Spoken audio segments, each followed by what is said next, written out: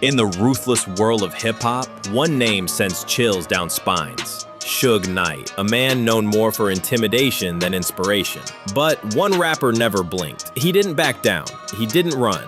That rapper was Eminem. It all started in the early 2000s, when the remnants of Death Row Records were still echoing through the halls of West Coast hip-hop. Suge Knight, recently out of prison, was looking to reassert his dominance. And Eminem? He was already riding the wave of superstardom, with Dr. Dre at his side and a mic in his hand like a loaded weapon. Rumors began to swirl about threats, ambushes, even a supposed attempt to intimidate M during the Source Awards. But here's the twist. Eminem didn't fold. In fact, he leaned in harder.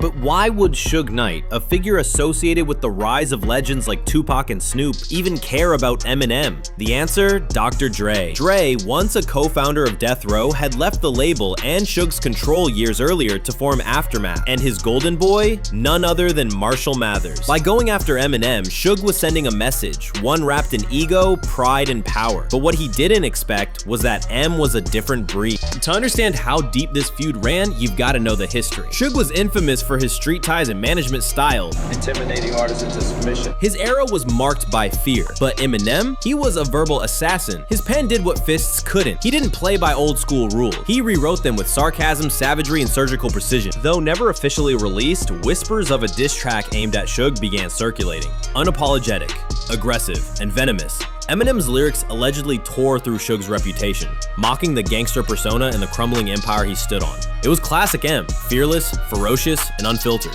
And though Dre reportedly worked behind the scenes to diffuse tensions, possibly saving Eminem from a very real danger, the message had already been delivered. Eminem doesn't fear legends, especially not ones who try to bully their way back into power. In a genre defined by respect and rivalry, fear is often a weapon. But for Eminem, fear was fuel. Suge Knight may have ruled with fists and fear, but Eminem ruled with words. And when the two worlds collided, the pen proved mightier than the street. This wasn't just a rap beef. It was a generational shift, a torch being passed, not by choice, but by force.